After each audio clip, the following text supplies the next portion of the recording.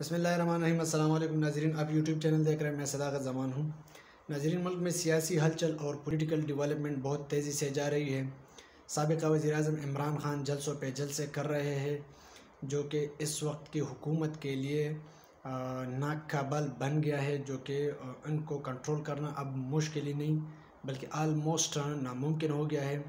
और दूसरी तरफ हुकूमत के लिए एक और बड़ी मुसीबत है, वो है महंगाई। और महंगाई हद से तजावुज़ कर चुकी है आलमोस्ट, और अभी इस महंगाई को कम करना इंतहाई मुश्किल काम होगा। बल्कि ये भी मैं कह सकता हूँ नामुमकिन होगा, क्योंकि मैं एक व्यूअर हूँ और मैं अपने व्यूज़ का हक़ रख सकता हूँ। तो मैं अपनी व्यूज़ की बुनियाद पे आपसे कह सकता हूँ कि ये मुश्किल नहीं, अब नामुमकिन हो गया है। लेकिन सब सिचुएशंस पे बात करेंगे।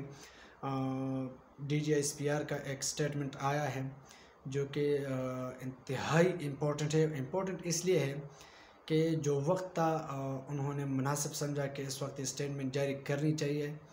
लेकिन मेरे ख़्याल से, मैं एक व्यूअर हूँ, मेरे ख़्याल से ये वक्त मुनासिब नहीं था इस किस्म की स्टेटमेंट देने के लिए। उस पर भी तफसीली बात करेंगे कि उन्होंने क्या कहा, जवाबन जो रद्द-ए-अमल सामने आया है उसमें क्या हुआ है। लेकिन खैबर पख्तूनख्वा के एक जय्यद आलिम मुफ्ती सरदार अली ख़ानी साहब एक कार हादसे में फ़ौत हो चुके हैं। तो आपसे गुजारिश है कि इनके लिए मग़फ़िरत की दुआ करें। अल्लाह ताला उनके दर्जात बुलंद करे, जन्नतुल फिरदौस में आला मुक़ाम अता करे, और उनके जो लवाहिकीन हैं, जो कि ख़ानदान वाले हैं, सारे बच्चे हैं, उनको अल्लाह ताला सब्र जमील अता फ़रमाए, आमीन। तो जो स्टेटमेंट आया है DGISPR का, उन्होंने कैटेगोरिकली कहा है और बिल्कुल साफ़ अल्फाज में कहा है कि मुसल्लह अफ़वाज को, ये DGISPR की स्टेटमेंट है कि मुसल्लह अफ़वाज को मुल्क के बेहतरीन मफाद में सियासी गुफ्तगू से दूर रखा जाए। ये उन्होंने स्टेटमेंट दी है। लेकिन मेरे ख़्याल से इस वक्त ये ठीक नहीं था, क्योंकि सारे लोग जो मीडिया पे बैठे हैं, जो फेक है, जो कि पैसे लेते हैं, जिनको हम आम फहम अल्फाज में कहते हैं लिफाफा साहब या टोकरियों वाला साहब, तो उन लोगों ने जो तोपों का रुख है वो PTI की तरफ मोड़ा है। हालांकि इस तरह बिल्कुल नहीं है। मैं आपके सामने एक फैक्ट रखना चाहता हूँ, इसको देख के आप फिर अंदाज़ा कर लें कि ये किसकी तरफ इशारा है। क्योंकि DGISPR मैं इसलिए कह रहा हूँ कि ये वक्त मुनासिब नहीं था। हालांकि इन अफवाज पर जब हमले किए हैं तो वो मुस्लिम लीग नून ने किए हैं, जो सहाफ़त ने किए हैं वो भी मैं आपको बताता हूँ कि किसने किए हैं। तो शुरू करते हैं जनाब मरियम नवाज़ से। यही मरियम नवाज़ जो कि मुस्लिम लीग से उनका ताल्लुक़ है, और अभी मुस्लिम लीग नून को रन कर रही है, मुस्लिम लीग शीन को नहीं।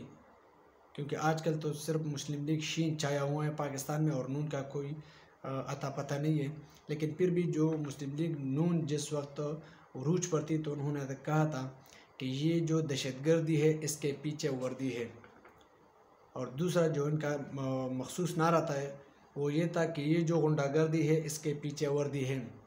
उनके जो वालिद मोहतरम साहब हैं, जो पाकिस्तान के 3 दफ़ा वज़ीर-ए-आज़म रह चुके हैं, मरियम नवाज़ के वालिद साहब नवाज़ शरीफ साहब, उन्होंने कहा था लंदन में बैठ के गुजरावाला के जलसे में कहा था कि जनरल कमर जावेद बाजवा, ये सारा गंद तुमने फैलाया हुआ है, और आप यानी कि जनरल बाजवा साहब और जनरल फैज़ हमीद, आप उनके ज़िम्मेदार होंगे, आपके साथ हिसाब किताब करना होगा।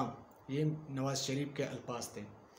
अच्छा, जो ख्वाजा आसिफ है, जो डिफेंस मिनिस्टर हैं, जो कि मुस्लिम लीग नून का एक अहम रुकन है, उन्होंने कहा था कि इस फौज ने 48 की जंग भी हारी, 65 की जंग भी हारी, 71 की जंग भी हारी, 98 की जंग भी हारी।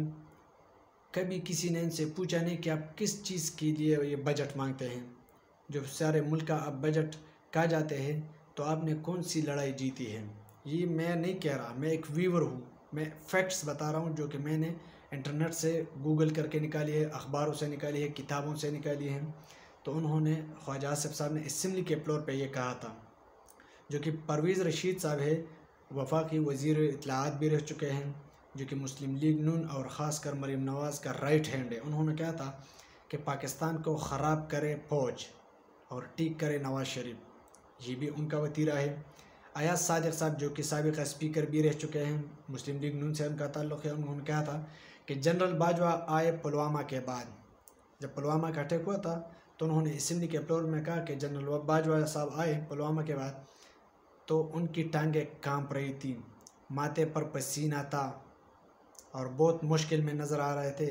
अपनी फ़ौज के बारे में कह रहे, इंडिया के फ़ौज के बारे में नहीं कह रहे, बल्कि मेरे फ़ौज के बारे में कह रहे हैं, मेरे पाकिस्तान के अजीम अफवाज के बारे में ये लोग इस तरह कह रहे थे।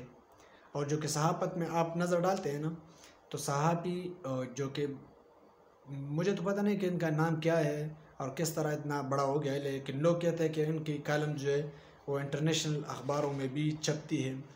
अगर मेरे बस में होता तो मैं किसी गले कूचे के अखबार में भी उनका कॉलम नहीं छपवाता, हामिद मीर साहब का, क्योंकि वो मेरे फ़ौज के ख़िलाफ़ हमेशा गलाज़त फैलाता है और मैं इस किस्म के बंदे को कभी भी सपोर्ट नहीं करूँगा। और आपसे रिक्वेस्ट करता हूँ कि जो भी बंदा मेरे फ़ौज के ख़िलाफ़ बात करता है, खुदारा उन लोगों को सपोर्ट ना करे। मेरे फ़ौज की जब बेइज्जती होती है तो ये मेरे मुल्क की बेइज्जती है। दुनिया के जितने भी जो सुपर पावर्स आप देखते हैं वो सारे के सारे हमारे पॉलिटिकल लीडर्स के ख़िलाफ़ नहीं लगे, बल्कि हमारी फ़ौज के ख़िलाफ़ लगे हुए हैं कि किस तरह हमने पाकिस्तान की फ़ौज को कमज़ोर करना है, क्योंकि हम ऐसे तैसे नहीं हैं। We are nuclear might, we are military might, 5th और 6th मिलिट्री माइट है हम। तो हामिद मीर साहब ने कहा था और फ़ौज को कहता है हम आपके घर में तो नहीं घुस सकते क्योंकि आपके पास बंदूकें हैं और टैंकें हैं, लेकिन हम आपके घर की बातें बताएंगे और आपको नंगा करेंगे। ये जनाब कहा था हामिद मीर साहब ने। तो जनाब जो स्टेटमेंट दिए ना, तो इस किस्म के लोगों के ख़िलाफ़ कार्रवाई होनी चाहिए। अगर पीटीआई में किसी ने की हो, कार्रवाई होनी चाहिए और चौक में उल्टा लटका दे उसको, क्योंकि जो मेरे फ़ौज के ख़िलाफ़ बात करेगा मैं कभी बर्दाश्त नहीं करूँगा। पॉलिटिकल एफिलिएशन मेरी जितनी भी हो, जिस भी पार्टी से हो, जिसको भी मैं सपोर्ट करूँ, लेकिन अपने फ़ौज पर और अपने फ़ौज के ख़िलाफ़ एक बात भी मैं बिल्कुल बर्दाश्त नहीं कर सकता। ये मैं ऑन एयर कह रहा हूँ कि मैं बर्दाश्त नहीं कर सकता इस किस्म की कैंपेन्स को ट्विटर पे हो, फेसबुक पे हो, व्हाट्सएप पे हो, सोशल मीडिया के अदर जितने भी प्लेटफॉर्म्स हैं, मैं अपने फ़ौज के ख़िलाफ़ एक बात भी बर्दाश्त नहीं कर सकता। जो लोग ये बात सुनना चाहते हैं सुने, नहीं सुनना चाहते हैं खुदारा मुझे अनफ्रेंड करे, मेरे पेज को अनलाइक करे, मेरे यूट्यूब चैनल को अनसब्सक्राइब करे। कोई ज़रूरत नहीं है इन जैसे लोगों की जो मेरे फ़ौज को बदनाम करते हैं। अच्छा, दूसरी तरफ मरियम औरंगज़ेब साहबा ने आज एक प्रेस कॉन्फ्रेंस की है लाहौर में, जो कि बहुत से सवालों को जन्म देती है। और वजह ये है कि इन लोगों के पास इतनी इल्म नहीं है कि हमने क्या बोलना है और क्या नहीं बोलना है। तो जनाब उन्होंने कहा था लाहौर में कि इमरान नियाज़ी की क़यादत में माफिया आवाम को 4 साल लूटता रहा। बिल्कुल, इमरान खान भी यही कह रहा है कि माफिया के साथ मेरा मुकाबला था। और माफिया कौन था? चीनी माफिया। कौन था इसका सरगना? हमजा शहबाज, जो कि आपके पार्टी के हैं, जो कि पंजाब का वज़ीर आला लग चुका है अभी। दूसरा जहांगीर तरीन कहाँ पे हैं? जब इमरान खान के साथ था आप तो बहुत ज़्यादा बोंगियाँ मार रही थी। अब कहाँ हैं आपका जहांगीर तरीन? आपके पार्टी, आपका जो वज़ीर आला बना है जहांगीर तरीन के उन चीनी के पैसों से बना है। तो इस तरह की बातें नहीं करो। अगर आपने करनी है ना तो पहले स्टडी करो कि मैंने कौन सी बात करनी है और कौन सी नहीं करनी है। अच्छा, दूसरा उन्होंने स्टेटमेंट दिया था कश्मीर फरोशी पर पाकिस्तान और कश्मीर के अवाम इमरान नियाज़ी को कभी माफ़ नहीं करेंगे। तो जनाब कश्मीर को उन्होंने तो नहीं बेचा, उन्होंने तो इंडिया के जो मीडिया जर्नलिस्ट हैं उनको भी कहा कि हम तो इंडिया के साथ अच्छे दोस्ताना ताल्लुक़ात रखना चाहते हैं और हमने पहल भी की थी, लेकिन दरमियान में जो आड़े हाथ आई वो कौन सी आइडियोलॉजी थी? आरएसएस, गुंडों की आइडियोलॉजी, फाशिस्ट आइडियोलॉजी, हिंदुत्व, मुद्दुत्व की आइडियोलॉजी। वो तो खुलेआम इस तरह के अल्फाज कह रहे हैं, आप लोग नहीं कह सकते। आपके अपने जो वज़ीर ख़ारिजा के मुशीर थे उस वक्त, वज़ीर ख़ारिजा तो नवाज शरीफ ख़ुद थे, मुशीर थे उनका सरताज अजीज़, जब पाकिस्तान वापस आए 6 दिन बाद तो उन्होंने क्या कहा था कि मेरे मुंह पे जिप लगी हुई थी। मुझे यहाँ से बिल्कुल कॉल दी थी कि आपने कोई भी बात कश्मीर के हक़ में नहीं करनी वहाँ पे इंडिया में।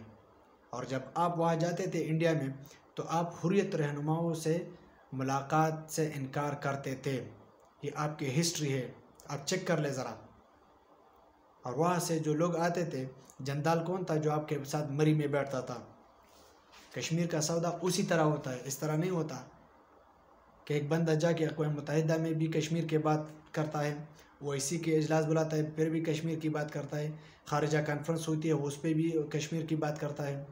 इंडिया से पूरा ताल्लुकात उन्होंने कटा हुआ है और उन्होंने कैटेगरी के लिए कहा था कि जब तक कश्मीर का फैसला जो कि आर्टिकल 370 है वो दोबारा कॉन्स्टिट्यूशन में ऐड नहीं करेंगे, हम कश्मीर इंडिया के साथ बात करने के लिए तैयार नहीं हैं। तो इस तरह की बुंगिया मत मारा करो, मसला बन जाता है आपके लिए। अच्छा, तीसरा उन्होंने स्टेटमेंट दिया था कि इमरान खान को वज़ीर-ए-आज़म शहबाज शरीफ का गम खाया जा रहा है। बिल्कुल जी, बहुत से लोगों को खाया जा रहा है। वो इसलिए खाया जा रहा है कि शहबाज शरीफ साहब पे 40 अरब रुपए मनी लॉन्ड्रिंग के केसेस है नेब और FIA में। तो जो मुहिब वतन पाकिस्तानी है वो इस गम में अपने दिल को भी खाया जा रहा है और पूरा ज़िंदगी और जब तक ये वज़ीर-ए-आज़म रहेगा वो इस तरह की टेंशन में रहेगा, क्योंकि जो मुल्क का वज़ीर-ए-आज़म है वो 40 अरब रुपए के करप्शन के केसेस में कोर्ट को मतलूब है, नेब को वो मतलूब है। जिस दिन उनको उनकी पर्द जुर्म आयद होनी थी उन पर, तो ये हलफ उठा रहा था मेरे अजीम मुल्क का, तो ये कभी भी बर्दाश्त नहीं करेंगे। उनका जो बेटा है उनके अकाउंट में 25 अरब रुपए आए, नेब पूछता है कहाँ से आए, पता नहीं। मुझे तो समझ में ये नहीं आ रहा कि इन लोगों को कैसे पता नहीं होता। 25 अरब रुपए बहुत ज़्यादा होते हैं। 25 रुपये भी अगर आपके अकाउंट में आ जाए ना तो बैंक वाले आपका जीना हराम कर देता है। मोबाइल पे मैसेज आता है, व्हाट्सएप पे मैसेज आता है, ईमेल किया जाता है, अगर आप वो रिस्पांस ना दे तो कॉल कर देता है आपको। 25 अरब रुपए के उनके अकाउंट में पैसे आए, उनको पता नहीं है कि कहाँ से आए। तो ये थी छूती खबर। अच्छा, इमरान खान माइक लेकर आवाम के पास जाए, उनके मुंह पर तमाचे पड़ गए, तो जनाब वो तो जलसे पे जलसा कर रहा है और जितना वो एक्सपेक्ट करता है कि इतने लोग निकलेंगे उनसे डबल लोग निकलते हैं उनके लिए। वो तो कराची कभी इस्लामाबाद में खुलेआम घूमता है, कभी भी उनको किसी ने मुंह पे तमाचा नहीं मारा, न किसी ने बुरा भला कहा। बुरा भला तो आपके लोगों को कहते हैं। लोगों मदीना में जो हुआ था बाय द वे वो प्लांटेड था, जो पहला वो मीडिया में वो शोर मचा हुआ था ना वो प्लांटेड था, क्योंकि उनमें ज़्यादातर लोग मुस्लिम लीग नून के थे, आबिद शेर अली के फैमिली के थे, उनके भतीजे और दीगर लोग थे।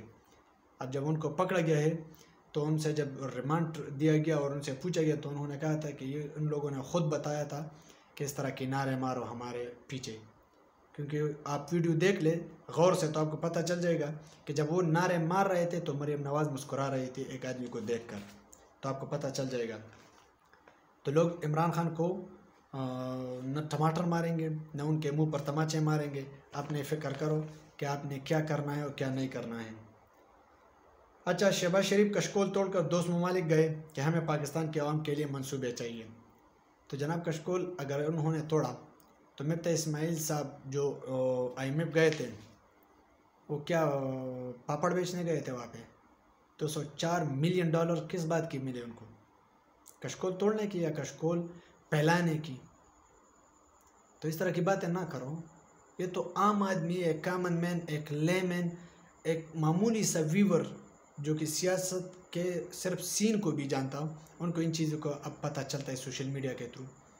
और फिर भी आप मीडिया पे बैठकर, electronic media, main stream media पे बैठकर इस तरह की बातें करते हैं। तो जनाब ये लोग इस तरह की चीज़ें पकड़ती हैं, खुदारा इन चीज़ों से परहेज़ करें।